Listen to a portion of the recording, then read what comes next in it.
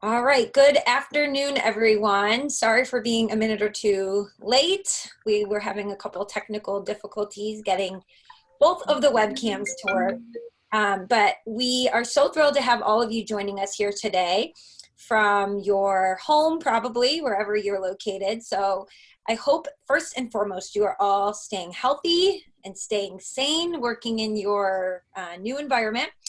And as we are all navigating this new normal, at least for the foreseeable future, I'm really excited to have Taylor here today to talk with all of you about setting up a process for converting visitors to your website into actual leads and then clients.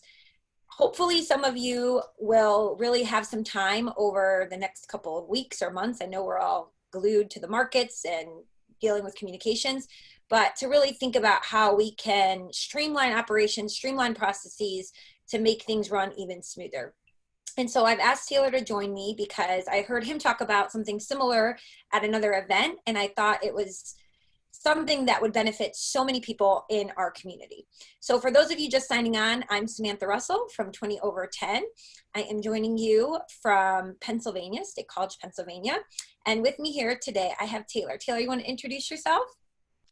Sure. Yeah. My name's Taylor Schulte. I'm out here in sunny San Diego, although it has not been very sunny lately. We've been dealing with some rain, but I own a small firm out here called Define Financial. I host a few podcasts and yeah, I'm excited to be here. Thanks so much. Yeah, so we're going to do something a little bit different. For those of you that have joined in the past, a couple housekeeping items. We always, for our educational webinars, will share the recording with all of you after the event is over. And typically we have a bunch of slides that we will share as well. We don't have a true slide deck for this presentation. We wanted to make it incredibly interactive. So I have a few slides just about how our firm can help you. But in terms of the content we're really going to be sharing, that is all going to be in the recording. So Taylor's going to be opening up his back end and showing us the process that he actually uses logging into the software, which we thought would be much more beneficial. But we will share the recording with all of you. So if you have to take a call, leave the room, no worries about any of that. Additionally, we are able to answer questions in two different ways. So if you put them in the chat box, that is available for everyone here to see. If you put them in the Q&A panel, then only Taylor and myself and Amanda Larson, who's on my team in the back end, will be able to see those. We will not be unmuting people. So if you raise your hand, unfortunately, we can't call on you. So you will need to type out your question. So again, feel free to drop it in the chat box or the Q&A panel. So to get started, at first I'd love it if everybody on the call would take a minute and answer this quick poll. So as we're thinking about what's going to be most helpful in presenting with you today, we want to know what are some of the biggest challenges that you're facing when it comes to your own marketing. So is it cost? Is it having the time? Is it knowledge of what you're supposed to be doing? Is it hiring, or you're not even sure where to start? And if you want to, in the chat box, expand upon something like from a cost perspective, you know, I have the funds, but I'm not sure what I should be spending. Or with knowledge, you know, I'm knowledgeable in these areas, but what I'm really looking for help in is specific tactics to, you know, what kinds of follow-up emails I should be sending that convert best. Like, you can get really specific with us, so that will help us give more insights to you all. So feel free to let us know, and we'll just take one more minute to let this poll close out.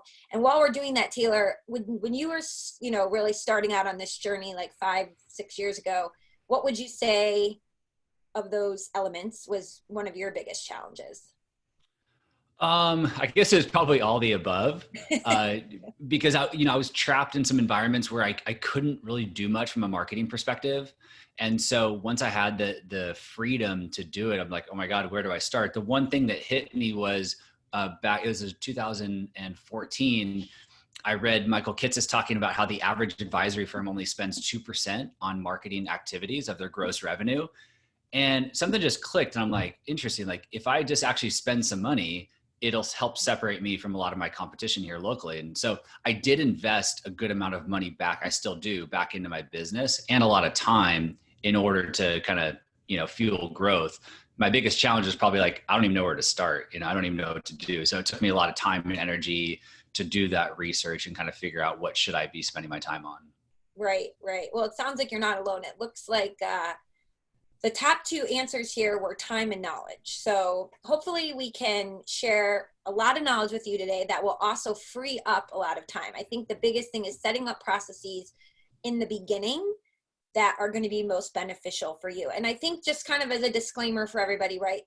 There's no two firms that are exactly alike. And so what we're sharing today, we're not advising you go and take this and completely replicate it. You need to make it work for your own firm. We've even found here at 20 over 10, we are a marketing company. We tried 3 different project management systems, 3 different sales enablement tools, all in the last 18 months. It took time to test out different tech before we found the right fit. And that will happen sometimes. It can be a headache, but don't be afraid if something's not working to keep looking for a better solution.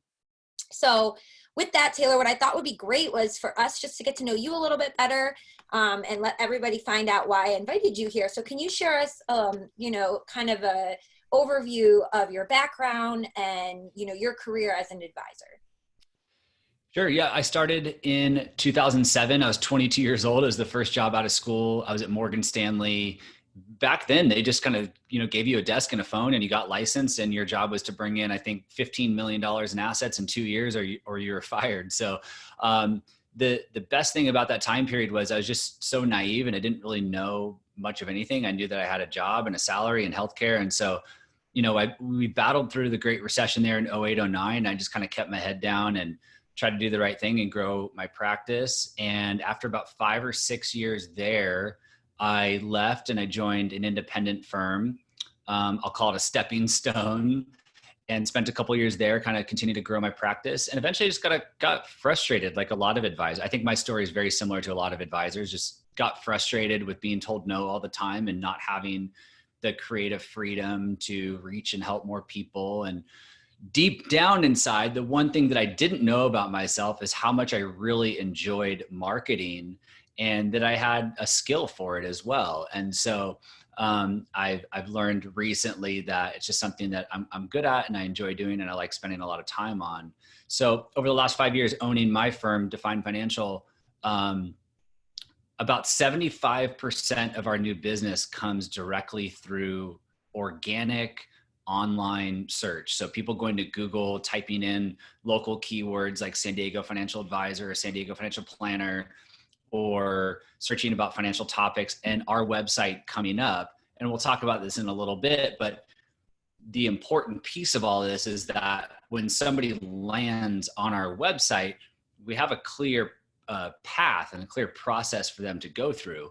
You could have all the traffic in the world coming to your website, but if you don't tell people what to do and show them how to do it and help them understand if they're in the right place or not, like you're going to miss out on a lot of opportunities. So I've spent a lot of time, a lot of money. I've made a lot of mistakes along the way to kind of get things to where they are today. So I've learned these lessons the hard way. And to kind of help other advisors, I started a podcast called Experiments in Advisor Marketing, and just sharing kind of my journey and the things that we're doing and things that are working, things that aren't working. And so that's been a lot of fun too. So that's where we are today. We work with about 55 households in Southern California. I don't know what our AUM is at these days, but before all this mess, we were approaching 80 million in assets. So we work with high net worth retirees, and I think that's about it. What else can I tell you? No, I think that's a great starting point. So just a couple questions that people are asking as you were talking. So this is Taylor's website, everyone, in case you were wondering what it looked like. It's definedfinancial.com.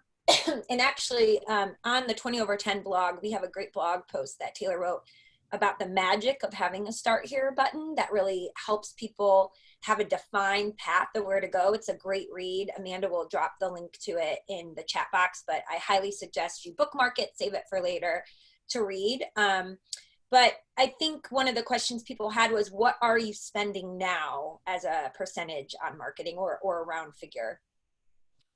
If I had to guess, right now, I'm really kind of dialing things back at the moment for some other reasons, but we've regularly spent between 10 and 20% of gross revenue for the last 5 years. Okay. Now, So, I want to say something. Um, my wife has worked up until last year. And so we had kind of a 5-year plan when I started my firm that she was going to work, she was going to earn income while I spent time growing my business and reinvesting in my business. And I realized not everybody has that opportunity. And so I do want to make that clear that I had the ability to invest that much of my gross revenue because of her. I truly would not be where I'm at today without her support. Now, she left her job last year. She's a full-time mom now. And so things are looking a little bit differently today. right. That's a really great point. So a lot of people are still asking questions about budget. We have a great resource that we put up about budget and what we recommend.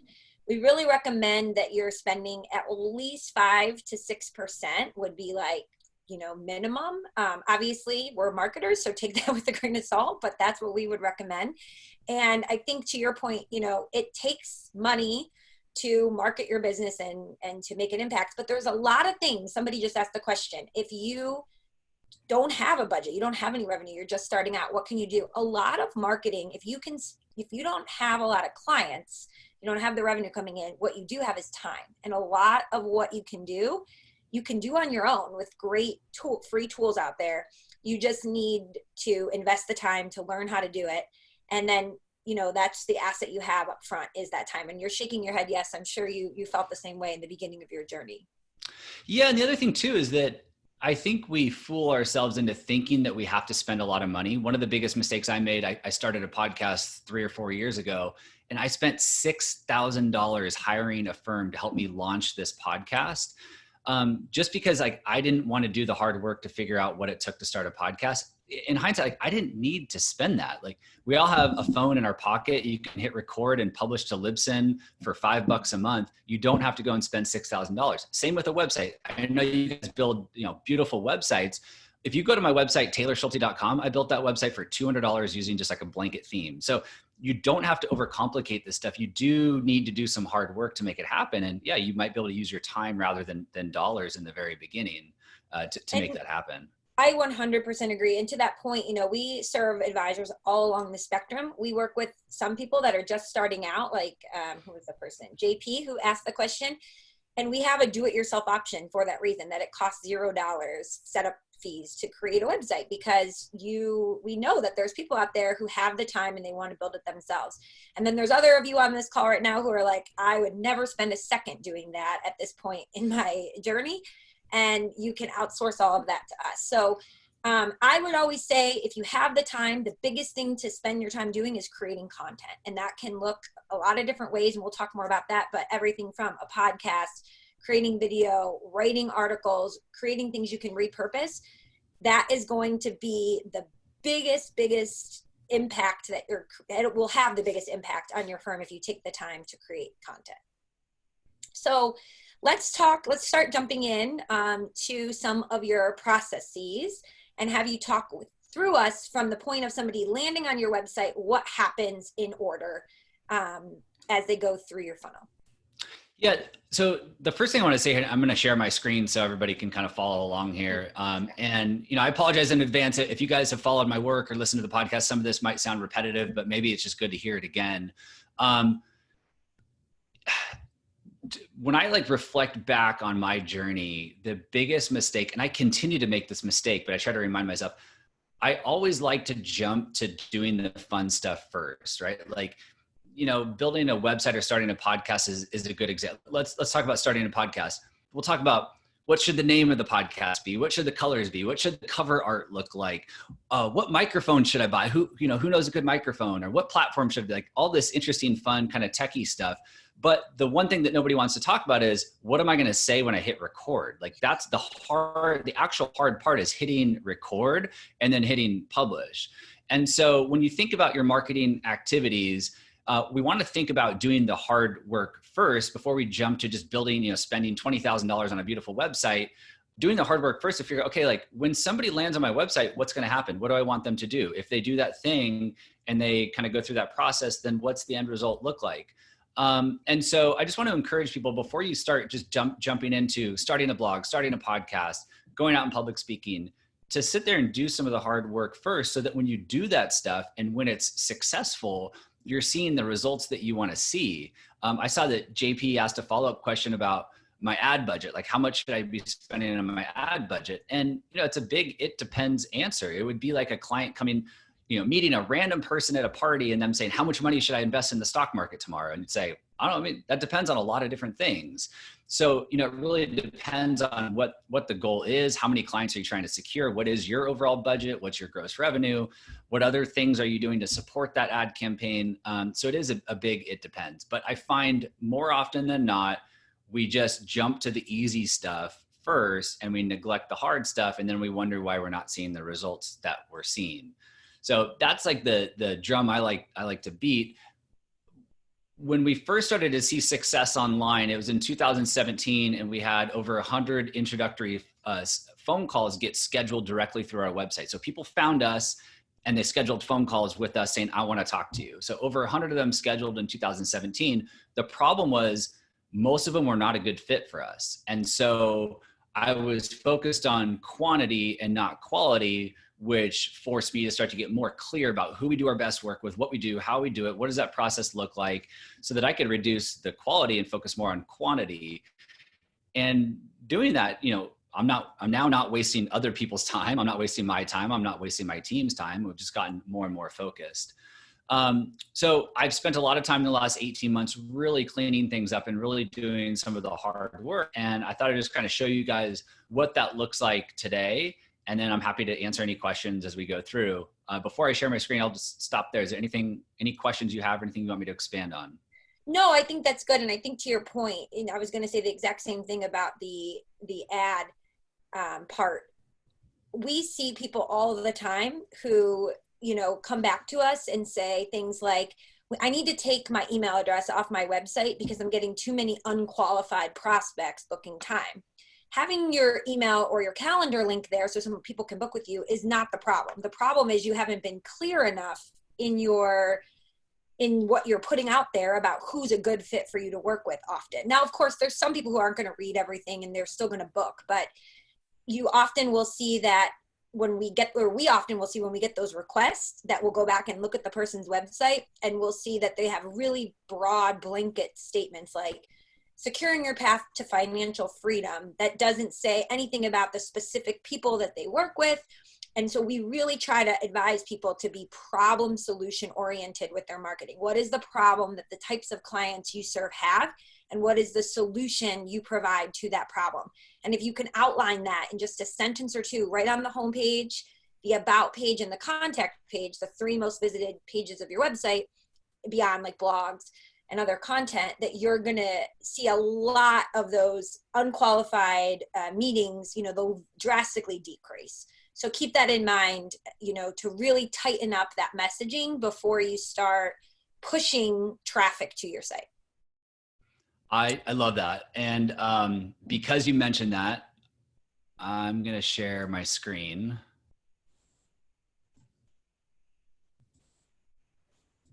Can you see my screen? Yes. Okay. So I just pulled this up just based on what you talked about. This is a firm, Utterly Financial, owned by a friend of mine, Craig Goldslager. I did a project with Craig. I did some consulting, some marketing consulting for him last year. Actually, I'm still working with him right now, and helped him bring Utterly Financial to life. So to your point, you look at his website and it says helping SLPs plan for retirement. Now, if you don't know what an SLP is, you already know you're not in the right place. But an SLP that lands on this website, this speaks to them. They will be scrolling down. They will be clicking this button. They will be reaching out to Craig. You're not going to find, a 60-year-old retiree emailing Craig asking about his services if they're not an SLP. Now, an SLP is a speech language pathologist. That is all Craig works with, and it makes it very, very clear front and center on his website. So to your point, yeah, we do need to get really, really specific. Well, I should just say, it will make your marketing so much easier if you can get more specific. If we try to cast a wide net, it makes a lot of this really, really difficult. And we've had that very problem, and I'll share some of that as well. So kind of moving into, I guess, the topic for today. So I can move this a little bit. I know it's hard when you're presenting. For those of you who haven't been the presenter on a Zoom, you have like the chat box, the I Q&A know. box, and the screen. So when you see us moving things around in the back end, it's because we have other boxes you can't see blocking our view. Yeah. And so this is my website, and look, there's a lot of room for improvement, but it does work really well. Like I said, 75% of our prospects come directly through our website, and they reach out to us and schedule phone calls with us. The one, whenever I'm creating a website or a business or whatever it might be, I ask myself these two questions, and we're talking about websites today. So I'll ask myself, if somebody lands on my website, what's the one thing that I want them to do? Now, there's a lot of things for them to do, but what's the one thing that I want them to do if they feel like they're potentially in the right place? And then the second question is, if they do that one thing and the stars align, what is the perfect end result? Like, what am I trying? What do I want to happen? And so that kind of guides the rest of my process and building, everything out. So for me, the one thing that I want somebody to do when they land on my website is to click the Start Here button. Now, I use the word Start Here. I say they're these magical words. I don't know why Start Here works so well. I'm not the first person to come up with it. You'll see a lot of websites that have Start Here buttons on them, but it is more inviting than learn more or about us or contact us. There's just like this very inviting word that's like, you're here, you feel like you're potentially in the right place, you don't know where to start, just start here. So start here, the Start Here button is the button that I want them to click if they feel like they're potentially in the right place. Now, there's a couple things going on here. One is the Start Here button in the menu up top is a totally different color than anything else on our website, right? So when I scroll down, it changes to this purple magenta color that works well with the rest of our brand. And as they scroll down and explore the rest of my site, or they read a blog post or anything else, that Start Here button is going to follow them around.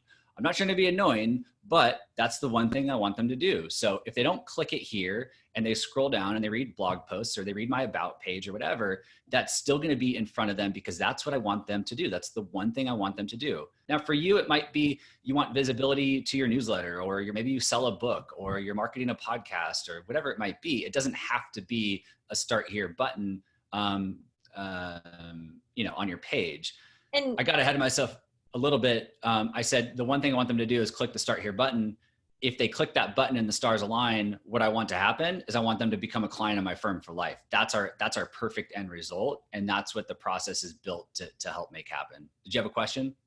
Oh, I was just going to say, to your point, for those of you, thinking about your own websites, even if you don't want to, you want to do the work eventually and build out a page, one thing that we see people do that can be a very quick amendment to their website that can make a huge difference in getting meetings booked is, drum roll please, it seems so obvious, but add a book a meeting button on your website.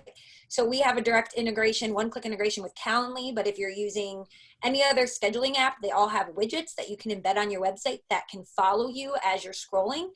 And adding that to your website, in a survey we did of 261 of our clients last year, was the biggest factor in increasing lead generation, was just adding a calendar button right on your website that follows you as you go. So to that point, being really clear about that call to action, it seems so obvious, but it's something we see a lot of people missing. So definitely take a look, and if you can add that, it can really change just the total number of people that actually do take that action and book. Yeah, let me add a small caveat, and you might not agree with me. That's totally fine. I think your main call to action being a link to schedule a phone call is fine if you're really in growth mode and you just want every at bat possible and you're not heavily focused on quality. Because if you have that schedule a call button instead of a Start Here button, it's much easier for someone on a Saturday night after they've had a couple glasses of wine just to click that button and schedule a phone call with you without really knowing if they're in the right place or not. If you want to screen a little bit more for quality, I highly recommend having what I call a landing page in between your call to action button. For me, that's the Start Here button, and the scheduling a phone call. So when someone clicks this Start Here button, this is our landing page. on the homepage, I just want them to know, I want them to try to figure out if they're potentially in the right place. If they are, then they come here. Now, this is where we answer most questions they're going to have about us and our firm. Why do you have this process? What is this process? And who is it a good fit for? And then you scroll down and there's more information about it. And then now you see our main call to action on the landing page, which is to schedule a phone call with us. Maybe they're still not comfortable yet. So how do I know if I'm a good fit? We go into a little bit more detail. You still have more questions? Here's some more questions. And then we have that schedule a call feature here as well.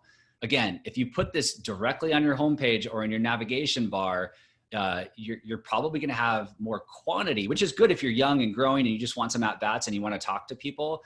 But if you want to screen, I highly recommend having a landing page like this. I 100% agree. I think, to my point, so I know so many of you listening here today, because we run a website firm, it takes you years sometimes to change a page on your website. You might be the person in, a younger advisor, and you can't get buy-in from other people. Sometimes compliance is the hiccup, but getting just a calendar link added can be a lot simpler. And so if it's going to be 12 months to get a page built versus getting a meeting book added in the meantime, that's why I bring that up, because ultimately the way that Taylor has it is definitely the way we would advise everyone to do it. But if you need a quick fix in the interim and you're okay with having a larger percentage, hopefully, of people booking, it also can be something you can do as a Band-Aid until you get the page completely set up. Yep. And what I don't want you to do, if I can find it quickly, is this, right? Get rid of these contact forms. Yeah. I can't, there are some very large, successful, multi-billion-dollar firms. I think this is where I took it from, that have these contact forms. And when you click submit, there's a pop-up that says somebody on our team will get back to you within 24 hours. That doesn't work anymore. People want, we live in this on-demand society. Like, you need to be accessible. So get rid of these forms. You could have a form for a different purpose. That's totally fine. But don't make people wait 24 hours to hear from you. If you do have any kind of form where somebody isn't booking directly, but they're adding themselves to your newsletter or downloading something and you want to collect leads, another tip is try to make the form fields 2 or less. So just name and email, or even just email. Every form field you delete, your conversion rate will go up. So if you are only asking for someone's email, you're going to get the highest conversion rate possible, versus if you ask for name and email, it'll be a little bit less. And then if you make them add their company, it'll be a little bit less. And, definitely don't ask for phone numbers. It's the quickest way to make people not fill out the form. I could not agree more. Okay. So once they go through and they book that meeting, then what happens? So really quick, while I'm on my homepage, right now, I'm really obsessed with what we're looking at right here is what I call the hero area, the hero image, the hero text. Samantha, I know I've heard you talk about this. This is the most important part of your website. It's a thing that we're still trying to improve, because people will read this and in 5 seconds or less, they're going to decide whether they should stick around or they should continue. And so I've been really obsessed with trying to get better about this hero text, this hero image. I saved this screenshot. I was on Vimeo. Vimeo is like a YouTube competitor. And I saved the screenshot because I just thought it was like so perfect, like such a great hero image. It's so clear. Like it's just great. So I've been paying really close. So look at your own website or show it to 10 people and get their feedback. Ask them if they know what you do and who you do it for in 5 seconds or less. It's a great little exercise. And then pay attention to other people's websites, not just in our industry, but outside as well. Okay, so moving on. So someone comes here, they feel like they're in the right place. They feel like they match up with our target, demographic and all that good stuff. One of the most important pieces on this page, by the way, is to have a clear process. People love to know what the first step is. If that first step goes well, what's the second step? Think about yourself as a consumer. When I'm hiring somebody, I was hiring I was a personal trainer not long ago. And, they're doing like a free session. I'm like, hey, if this free session goes well, then what does it look like? What does your process look like for working with clients? What are the fees? All that stuff. So it doesn't need to be, our process is 6 steps. It takes potential clients about 4 weeks to go through this entire process. Again, we're heavily focused on quality over quantity. It doesn't need to be 6 steps and a month long. I share this page from Colin, a friend of mine who owns Advised Wealth Management. This is his Start Here page. It's just 2 steps. Schedule a phone call, schedule a meeting. That's our process. Are you ready? Click here to schedule your phone call. So it can be simple, and I recommend starting simple, and then you can build out from there as you get some people that go through this process. We've just continued to expand it and improve and iterate. But have a process and make it really clear for people. So if they schedule this phone call, they're going to pick a time and date. And Samantha, to your point, I want to be careful how many questions I ask them, because well, let me back up. One of the things that we're doing here that's kind of subtle is they're picking a time and a date, and then I'm asking them a few questions. So they're already 2/3 of the way committed before I hit them with a few questions. If I had this form in the very beginning, I probably wouldn't see the same conversion rate. I'd probably have people following up saying, I don't have time to fill out a form right now. I'm not going to do that. But I've already have them 2/3 of the way committed. And then I say, look, I just have 3 really quick questions for you. I want to make sure that you want to outsource everything. We don't do project-based work. I want to make sure you meet our minimum. And I just want to know what your primary concerns are. And then this box is magical as well, totally optional. Is there anything else you want to share with us? We have people that just type in paragraphs sometimes, which obviously is really important for that very first phone call. And you can do all of this, to your point, in your scheduling app. All the scheduling apps now, for the most part, allow you to set them up so that you can add screener questions. You can really customize these. So again, to my earlier point, if you want to have that book a meeting button without creating a whole landing page, and it's a quick fix, you can get that button, get somebody to choose a time, and then add some other info onto this page, add screener questions while you're, ultimately you might want to keep it forever, but also as you're building up that other landing page as well. This is a great way to accomplish that. Yep. And just make sure the questions you're asking actually serve a purpose. And again, this is a good example of us improving our process. We had a lot of people scheduling phone calls that wanted hourly work or project-based work, or they're kind of do-it-yourself investors. So I make them check this box. My retirement is too important to be doing it myself. We're always trying to improve things and learn as we go, and make sure that the questions we're actually asking actually serve a purpose. And which scheduling do you use? Sorry. Yep, we use Acuity Scheduling, and I'll be showing a little bit of the inside here, but we use Acuity Scheduling, which is my favorite scheduling tool. If it looks kind of daunting to you, I think the simplest application is Calendly, but you don't have as much flexibility and ability to customize as you do with Acuity. So there's some give and take there. Before I go any further into the process, I want to just, we take this really seriously, and I say you have to do the hard work first. As much as you might want to go and build a landing page after this phone call, I would not encourage you to do that. I want to show you, this is our workflow, our giant multi-step workflow that guides our entire Start Here process from start to finish with multiple team members. So we use Juncture Cloud. It's terrible. I know this interface is awful. We're looking to move. Actually, I heard they lost funding. So yeah, we got to get out of here. But this is our giant workflow that processes, that powers the entire experience. And it makes sure that the potential client has a good experience, and it makes sure all of our team members have a good experience. Nobody's pulling their hair out. But this is the hard work. I mean, every step of the way, all these open up, and there's all different things for different people to do at different times. In addition to the workflow, we also use Text Expander for a lot of the canned emails that we send. And you'll see that these line up with our process as well. We've got step 1, we've got step 2, step 4. We've added some different ones. What happens if we reach them and they're not available? What happens if they don't follow up with us? So we've got a whole process here as well for all of these emails. So the process is really, really, really important. Do the hard work behind the scenes first before you go spending money and time building a landing page, so that when people do click on that button and they do schedule a phone call with you, that they have a good experience. 99.9% of the people that get to the end of our process, even if they don't hire us, they will say, that was an incredible experience. Like, thank you so much. And it truly is, but we've done a lot of the hard work to make that happen.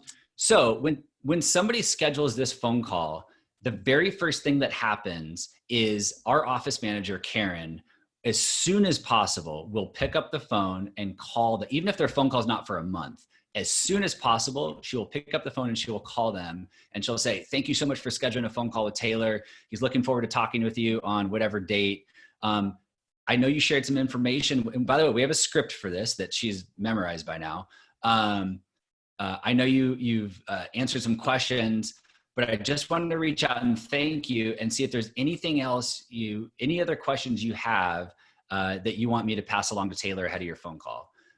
And really, we don't really need any more information from them. The real purpose of this, up until this point, technology has driven the entire process. And what we learned is we need a human element in there as quick as possible. And so that's why she's making that phone call, just to say, look, we are real people, we're here.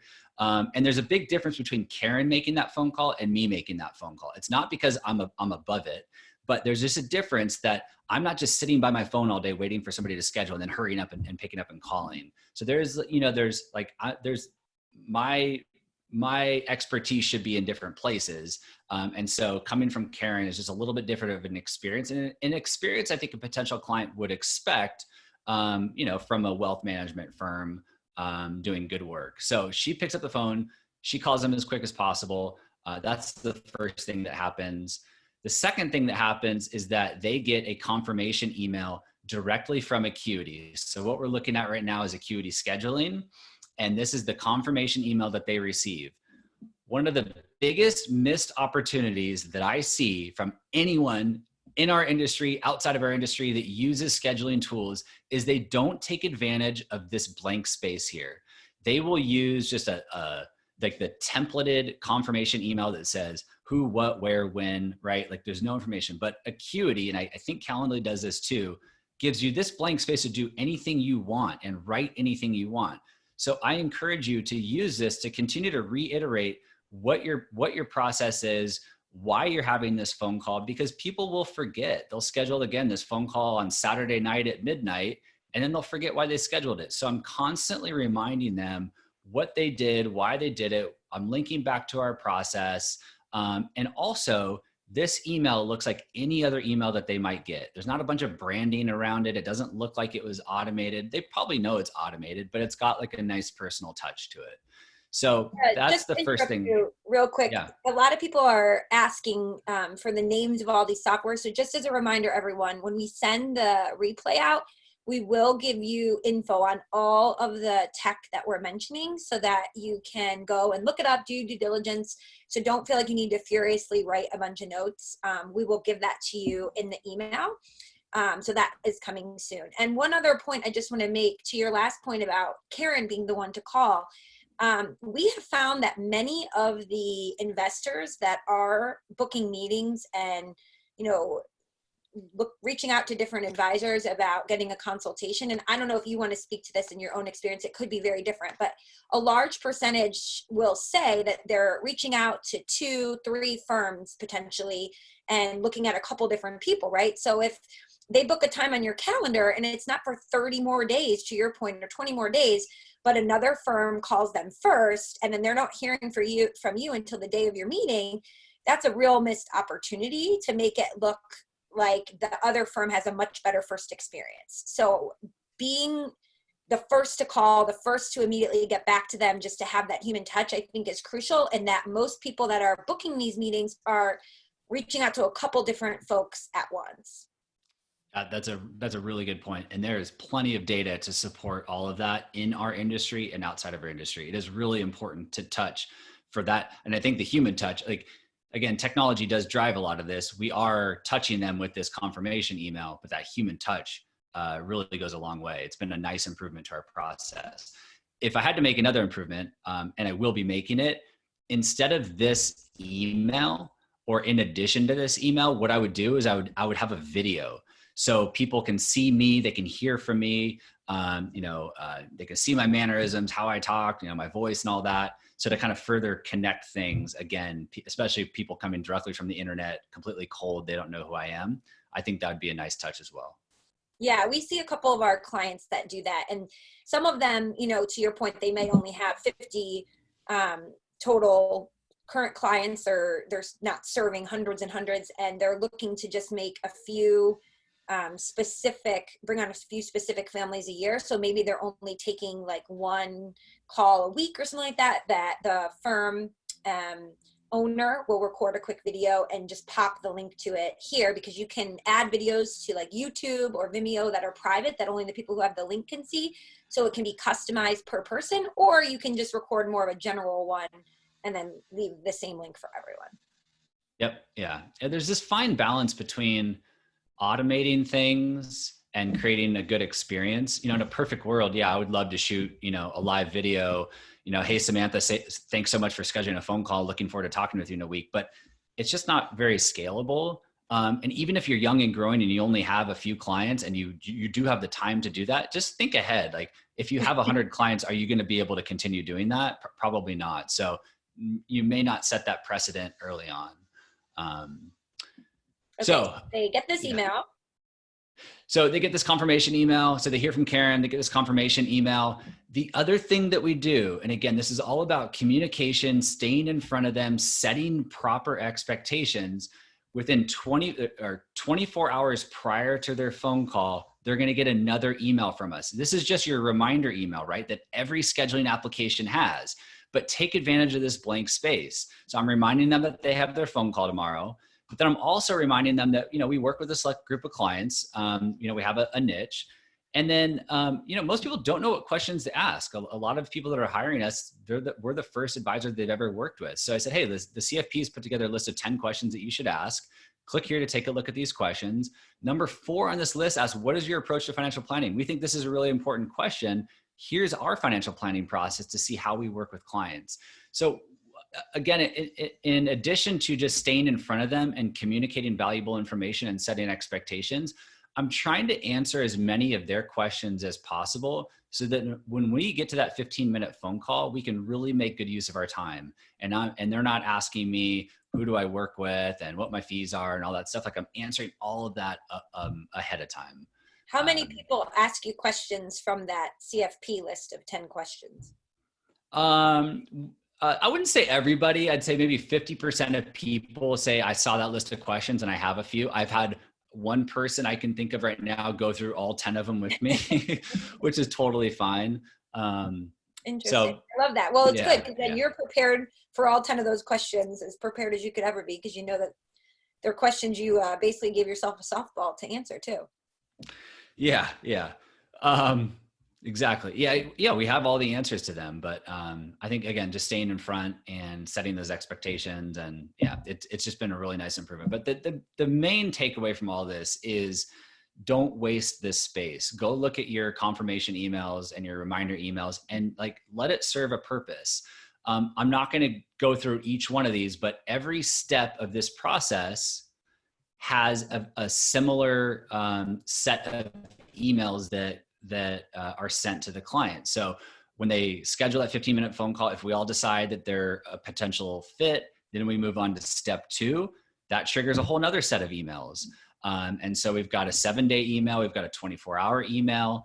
Acuity can only schedule certain emails. Some of them we do need to manually trigger. For instance, when we get done with this 15-minute phone call, if they are a potential fit and they're going to move to step 2, we have to manually send that email. I don't want to send it through Acuity because they may not be a good fit.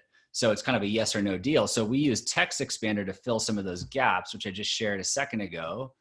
And so if they are a good fit, this is the first follow-up email. It was great talking with you today. The next step in our process, right? I'm always setting expectations and talking about the next step, the purpose of that next meeting. So this is what we use Text Expander for. It's a short code. All I do is type in, I don't know if you can see it, but X1 follow tab, and this all populates and we send it off. So you can see all these other emails that we have that fill the gaps that Acuity doesn't do. So there's a bunch of them. And I shared with Samantha, I have an 8-page PDF with all of these emails from Acuity, from Text Expander that I put together for you guys. And either Amanda or Samantha can share a link to that if you want to grab that PDF and get all those emails and scripts and whatnot and make them your own. Great, great resource. And thank you so much for offering to do that for everyone on the call today, because I know that's going to be the number one question you all have is, can we get those scripts to repurpose? So that was incredibly generous. And for those of you who aren't familiar with Text Expander, again, it's just a way to have templates that you can easily use in communications you send often. If you have questions about like sequencing emails so that they're more automated too, our team has worked with a couple different advisory firms that use different software that will help you sequence emails, and we can answer questions about those as well. Once someone takes some sort of action, there's lots of tools out there to help you. I think having the scripts is probably the most beneficial, just because no matter which system you use, you're going to have a script. So thanks for that kind and generous offer, Taylor. You're welcome. I'm totally good on time, but I want to leave time for questions too. I can keep going forever here. What do you want to do here? I think next, a lot of people have just had questions. If you could give a little bit more specifics, if they're going to spend all this time and effort driving traffic to their website, people want to know like how much of what you think you're booking is people finding just your website through like SEO versus people finding out about you because of a podcast or marketing like that you're doing on social media. And that's a really hard question to answer because they can have so many touch points, but people are wondering if you have any sort of insight you can give. And a lot of people had questions about, are you serving a lot of people that are 55 and older? How many of them are seeing you on social media or finding you that way? So the number one thing that has worked the best for us, and I think it's going to continue to work and get even better from here, is local SEO, hyper local SEO. Now, if you work with people all over the country, a little bit different strategy here. But for us, we really just want to work with people in San Diego, high net worth retirees in San Diego. And so we have just done some very basic stuff, right? There's no like magic behind SEO. And Samantha, I know you guys wrote a pretty detailed guide on SEO. Really the secret behind SEO is just doing the basics. Google just wants to know who you are, what you do, who you do it for, just the basics. And most people just fail to give Google that information the right way. So do the basics, give it to Google the right way, and you will show up. And so San Diego Financial Planner, San Diego Financial Advisor, all those different like iterations of those local keywords, we rank really, really, really well for.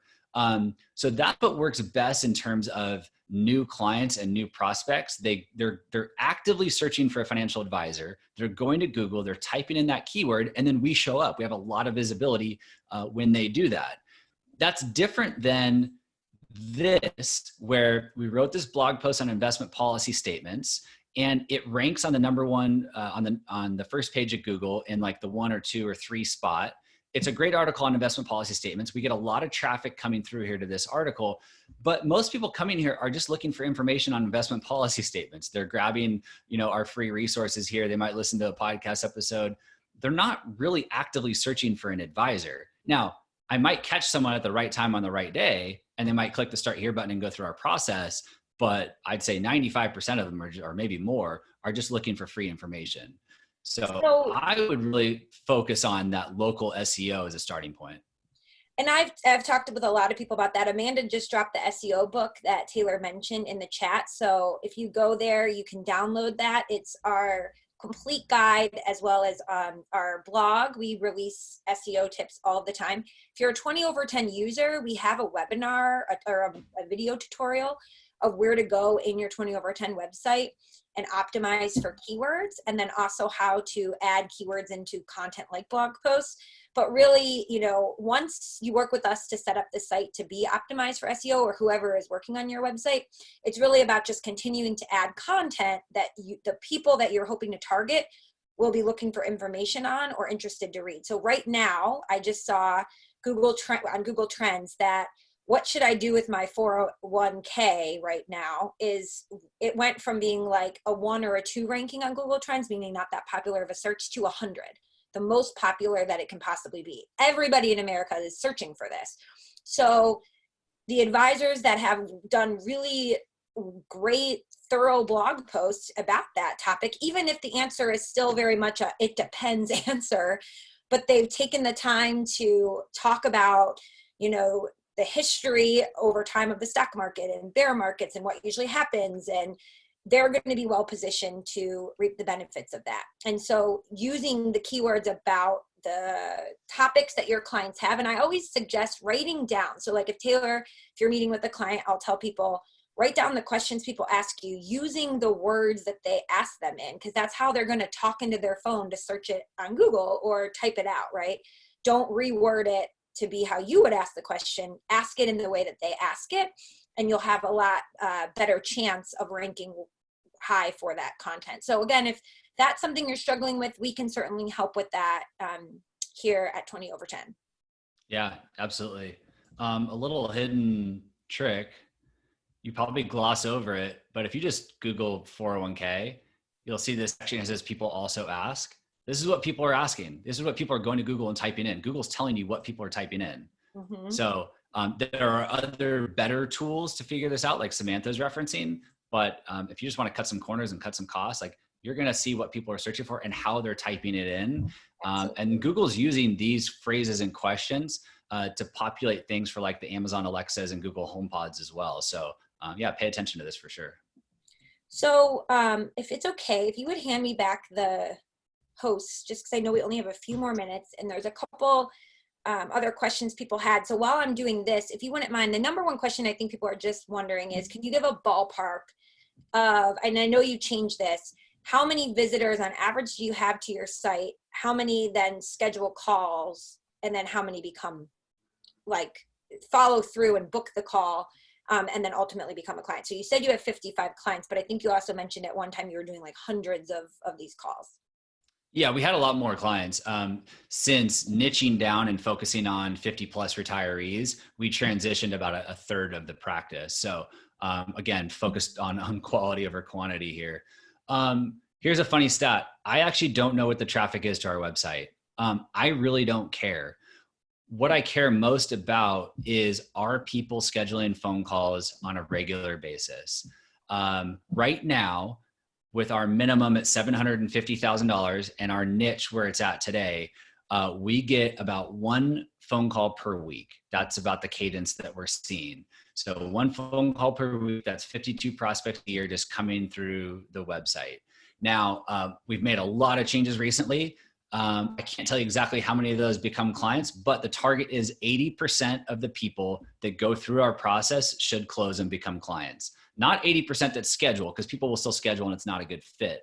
But the people that move to step 2, 3, 4, 5, and 6, 80% of them should become clients. Some of our absolute best clients, high net worth, older baby boomers who apparently don't use Google. I'm telling you, they use Google and they're finding us and they're becoming clients.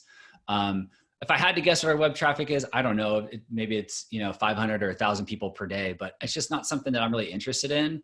I am interested in how people are finding us though. And again, are they taking the actions we want them to take?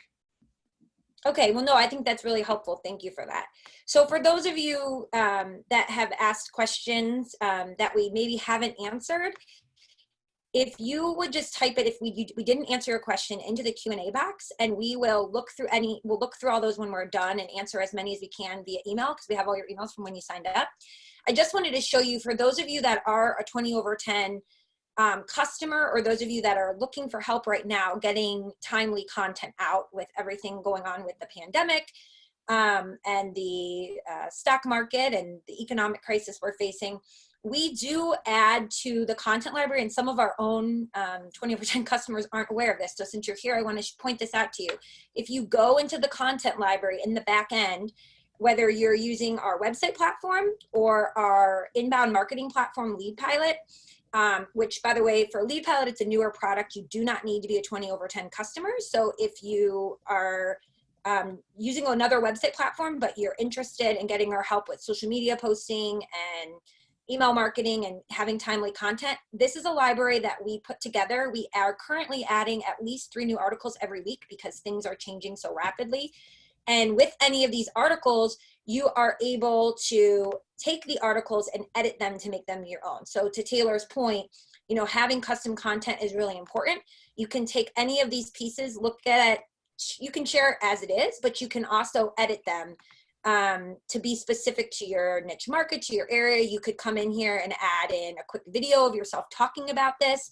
Once you're ready to go and share it, you can then save the draft. You get a compliance package that you can send off to compliance if you need to get it first approved. All of the content is put on these beautiful landing pages that reinforce your practice. So again, if you don't have time to be building out different landing pages right now, the landing pages are templated out for you, and then you can share it, schedule for later or post now. So if, driving the traffic to get to your website is part of the problem that you're focusing on. I love that Taylor walked us through the process once someone lands there.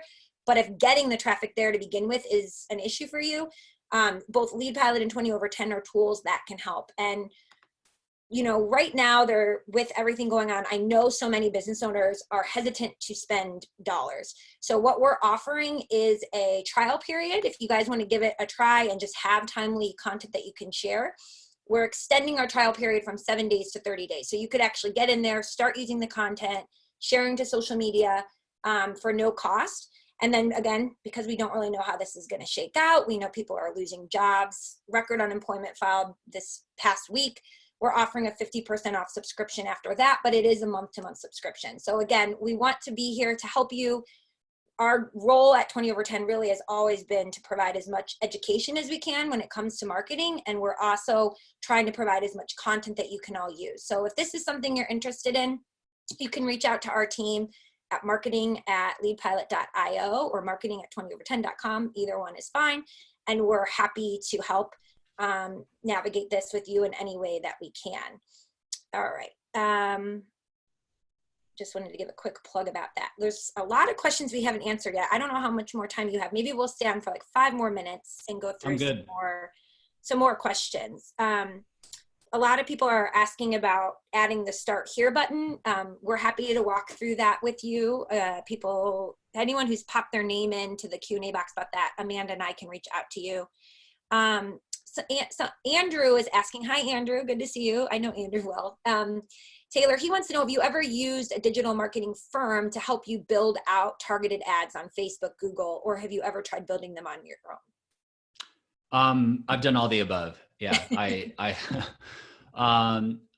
hired this Harvard data nerd guy to create these ads, and I don't know what we spent, $5,000-$10,000 with this guy.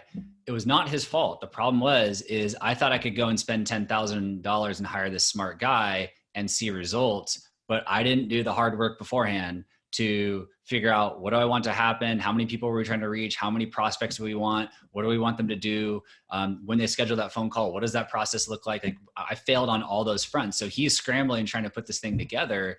I thought he was just gonna wave a magic wand and 10 grand was gonna solve it. But so you can do either. You can do it yourself. You can hire somebody. But the one thing that you can't do is you can't avoid doing the hard work. You need to think through the entire process. Now, if you just want, you could just want people to read your blog post. If you just want people to read your blog post and that's it, that's fine. That's pretty easy to do.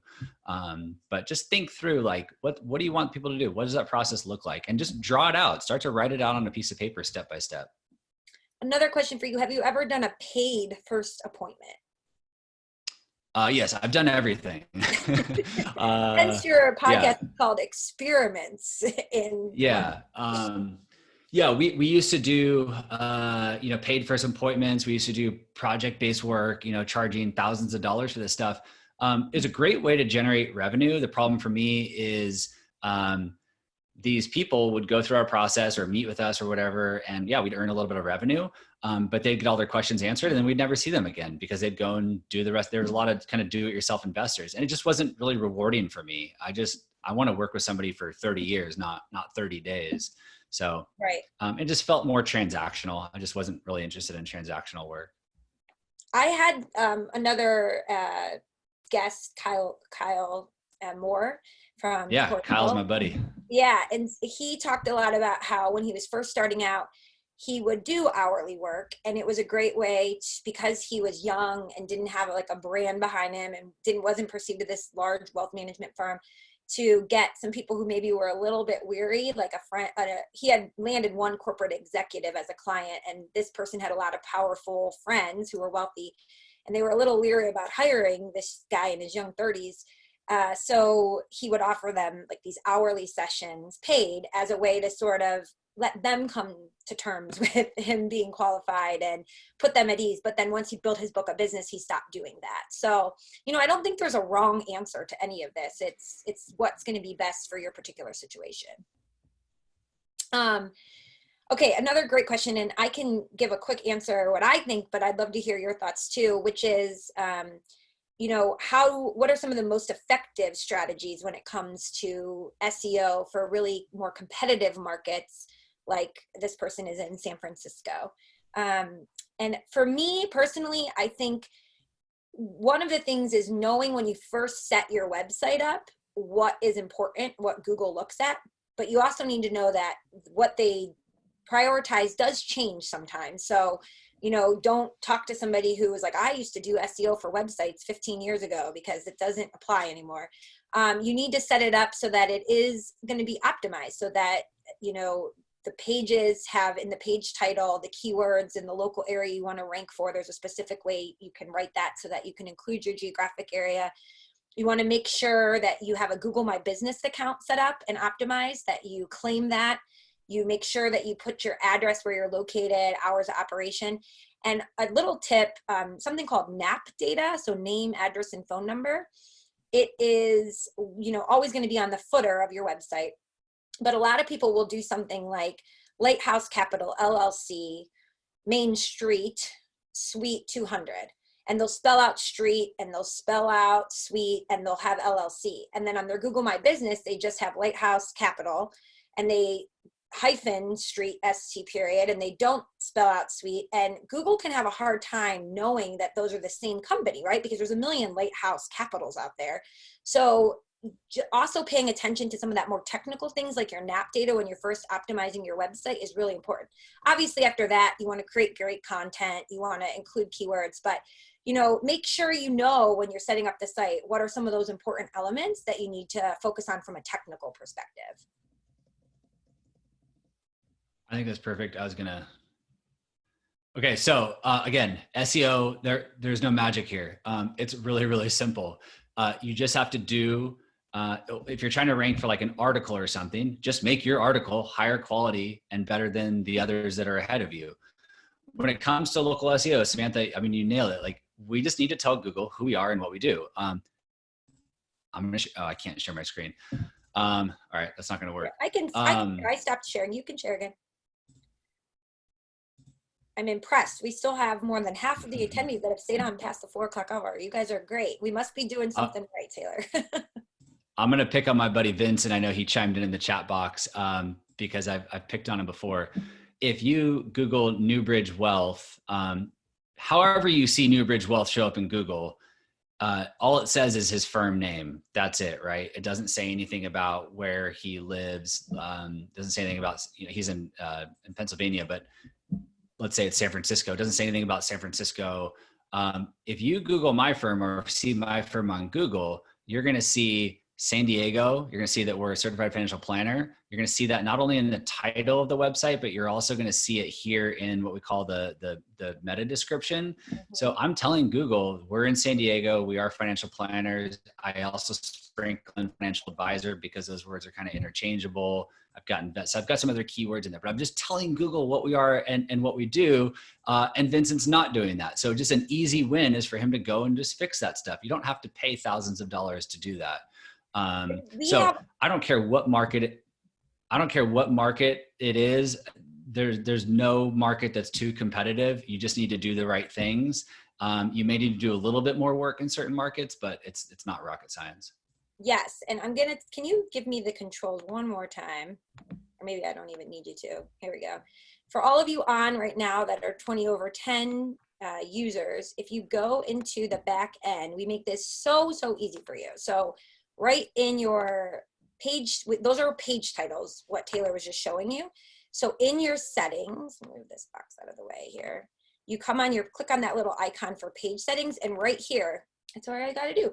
You can play with it, change it around. It's super easy to add in your browser page title right in the home page. So Here, we've put the keyword Orlando, Florida first, and then the company name after, which is the formula that will often tell people use your primary keyword first, then your secondary keyword, then your company name, if you really want to optimize for a specific location. And we allow you to do that for every single page. So if you have a page about financial planning for ExxonMobil employees, and let's say that's what this wealth management page was. It was all about how you work with ExxonMobil employees. You can change that title to be, financial planning for ExxonMobil employees. It's really, really simple to do that, and that will show up then on your page title. So again, if you are using 20/10, that's where you would want to go to make those edits.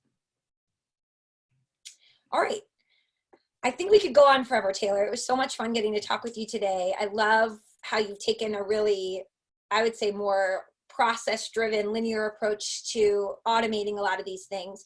And I think just, again, one final disclaimer for everybody feeling maybe a little overwhelmed by this is that he did not build this overnight. It took time to do this. So don't compare your efforts tomorrow, your first drafts and first iterations, with what he has spent years doing. The important part is just to get started overall. So again, these are the information about if you want to get started, if you want to start having information to drive traffic to your website, have timely content to share, we can help with that. If you want to get in touch with us, this is where you can go, but we will be sending an email out. You can feel free to reply to that, and we will share all of the amazing resources from Taylor, all the scripts, as well as all the tech that he talked about, and then more information, all those links Amanda shared. So I hope you all stay healthy and safe. And thank you so much again, Taylor, for being here. Thank you. I really appreciate it. You guys reach out to me. Like I said, I read and respond to every email, so don't hesitate. Thanks, everybody. Take care.